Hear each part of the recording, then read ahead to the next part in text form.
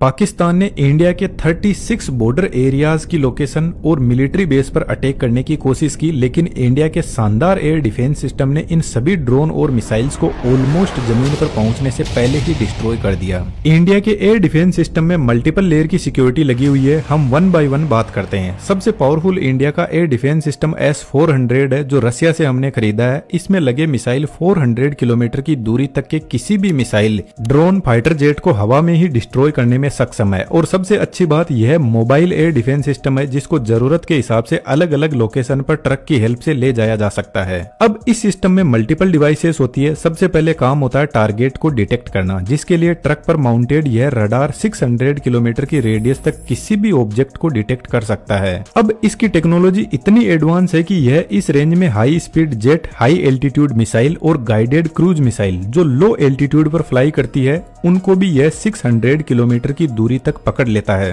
और सबसे अच्छी बात, 300 प्लस टारगेट को यह एक साथ में पकड़ने में सक्षम है। टारगेट मिलने के बाद इंफॉर्मेशन कमांड पोस्ट को सेंड की जाती है। कमांड पोस्ट बेसिकली इस पूरे डिफेंस सिस्टम का ब्रेन होता है। यह देखकर समझता है कि जो टारगेट आ रहा है उसकी साइज कितनी बड़ी है, यदि मल्टीपल टारगेट आ रहे तो सबसे पहले किसको फायर करना है, और सबसे इंपॉर्टेंट टारगेट के हिसाब से कौन से मिसाइल को लॉन्च करना है। जब यह डिसाइड कर लिया जाता है तो अब बारी आती है मिसाइल को लॉन्च करने की। यह काम ट्रक पर माउंटेड यह मिसाइल लॉन्चर करता है। हर लॉन्चर पर 4 ऐसे बड़े ट्यूब लगे रहते हैं जिनके अंदर मिसाइल होती है, तो एक लॉन्चर के पास में 4 मिसाइल होती है।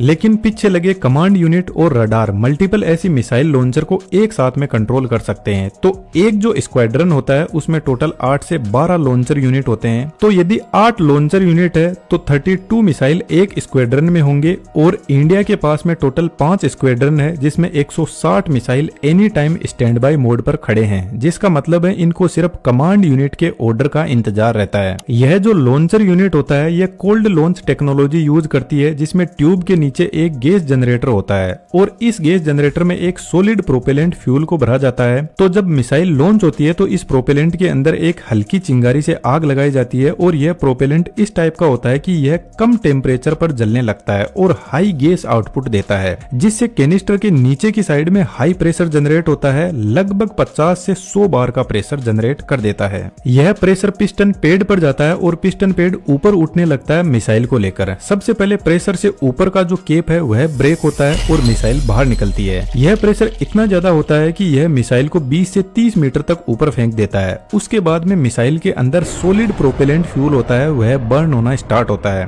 और मिसाइल अपने टारगेट की तरफ बढ़ती है। यह जो लॉन्च कैनिस्टर होते हैं यह टोटल 4 टाइप की मिसाइल को लॉन्च कर सकते हैं। इसको आप यहाँ पर देख सकते हो। इन सभी की अलग अलग रेंज होती है। तो टारगेट की दूरी और साइज के हिसाब से किस मिसाइल को लॉन्च करना है यह कमांड पोस्टर लॉन्चर यूनिट को बताता है। इसके हिसाब से फिर लॉन्च किया जाता है। यहाँ पर हाईएस्ट मिसाइल की रेंज 400 किलोमीटर की है, लेकिन हमारा जो रडार है वह 600 किलोमीटर तक देख सकता है। तो फ्यूचर में यदि हमारे पास में और पावरफुल मिसाइल आती है तो उसको यह सिस्टम आराम से संभाल लेगा। लेकिन यहाँ पर जो मिसाइल है उनमें से कुछ मिसाइल ऐसी भी है जिनमें एक्टिव रडार सिस्टम नहीं होता। इनको रेगुलरली गाइड करना पड़ता है कि आपको किधर जाना है और कहाँ पर एक्सप्लोजन करना है। तो फिर इस मिसाइल को गाइड करने के लिए फायर कंट्रोल रडार स्टेशन होता है। एक जो स्क्वाड्रन होता है उसमें 6 फायर कंट्रोल रडार यूनिट होती है और यह कंटिन्यूअसली मिसाइल को फीड करता रहता है टारगेट की लोकेशन और उसी के हिसाब से फिर मिसाइल आगे बढ़ती है। अब यह जो मिसाइल होते हैं यह लॉन्च होने के बाद में मार्क 5 से मार्क 6 की स्पीड पे चलते हैं। तो इतनी स्पीड पर यह लगभग फाइटर जेट, ड्रोन और मिसाइल्स को पकड़ लेते हैं और इसी स्पीड पर चलते हुए टारगेट से टकराते हैं और इसमें लगा प्रोक्सीमिटी फ्यूज प्रोपेलेंट को एक्टिवेट करता है और एक जबरदस्त ब्लास्ट करवाता है। लेकिन यहाँ पर कुछ इंपोर्टेंट चीज है, यह जो चारों यूनिट मिलकर एक सिस्टम को कंप्लीट करती है, यह चारों अलग अलग जगह पर होते हैं जिनकी लोकेशन जनरली किसी को पता नहीं होती। तो पाकिस्तान के जितने भी मिसाइल्स और ड्रोन आए थे उनको इसी सिस्टम ने हवा में ही डिस्ट्रॉय कर दिया। लेकिन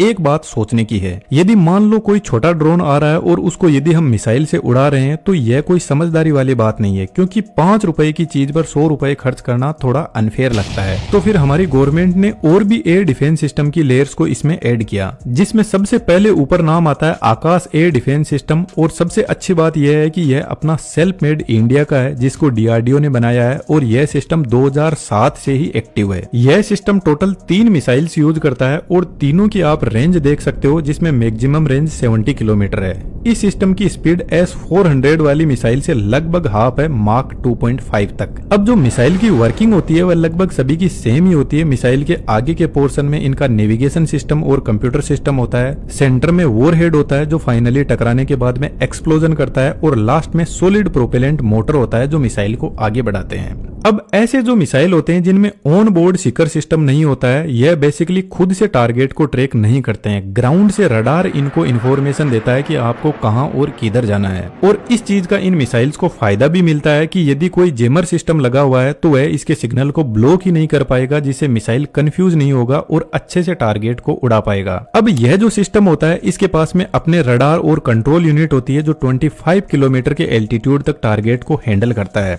इसके बाद में सिक्योरिटी की नेक्स्ट लेयर, जिसमें medium range surface air missile system भी इंडिया के पास में अवेलेबल है, जो फास्ट मूविंग ड्रोन के हिसाब से ऑप्टिमाइज्ड है और 70 से 100 किलोमीटर के एरिया में अच्छे से काम करता है। इसके अलावा हमारे पास में एयर डिफेंस की एक और लेयर है जो मुझे काफी शानदार लगी, इंटीग्रेटेड काउंटर यूएस ग्रिड। यह कोई अमेरिका का नहीं है बल्कि डीआरडीओ का बनाया हुआ ही सिस्टम है। यह एक सिस्टम नहीं है बल्कि बहुत सारे सेंसर, सर्विलांस, रडार का पूरा नेटवर्क है। इसमें भी मल्टीपल लेयर होती है। इसमें जो रडार होता है वह हाई रेजोल्यूशन रडार होता है जो छोटे छोटे ड्रोन को 10 से 20 किलोमीटर की रेंज में पकड़ने का काम बहुत अच्छे से करता है। रडार के अलावा इलेक्ट्रो ऑप्टिकल और इंफ्रारेड सेंसर इसमें लगे रहते हैं, जिसमें कैमरा भी होता है जो ऑब्जेक्ट की इमेज दिखाता है, और इंफ्रारेड सेंसर ऑब्जेक्ट की थर्मल इमेज जनरेट करता है। इसके बाद में इलेक्ट्रॉनिक वॉरफेयर यूनिट, जिसमें रेडियो फ्रीक्वेंसी सेंसर इसके कम्युनिकेशन सिग्नल को कंट्रोल करता है, और यह जो सेंसर होता है यह इस तरीके से काम करता है कि यदि रडार किसी ऑब्जेक्ट या ड्रोन को देख भी नहीं पाया तो भी यह उसके कम्युनिकेशन सिग्नल को 5 से 10 किलोमीटर की रेंज में कंट्रोल करने लग जाएगा। और यहाँ पर अवेलेबल रेडियो फ्रीक्वेंसी जैमर इसके सिग्नल को ही ब्लॉक कर देगा, तो या तो ड्रोन कहीं पर लॉस्ट हो जाएगा या कहीं पर जाकर गिर जाएगा। और पाकिस्तान ने जो अभी एयर स्ट्राइक की थी इसमें यह सिस्टम बहुत ही अच्छे से काम कर रहा था। अब मान लो यदि यह सिस्टम ड्रोन के सिग्नल्स को जैम नहीं कर पाया तो इसके साथ में लेजर डायरेक्ट एनर्जी सिस्टम भी एक्टिवेट होता है जो डीआरडीओ ने ही बनाया है। यह 10 से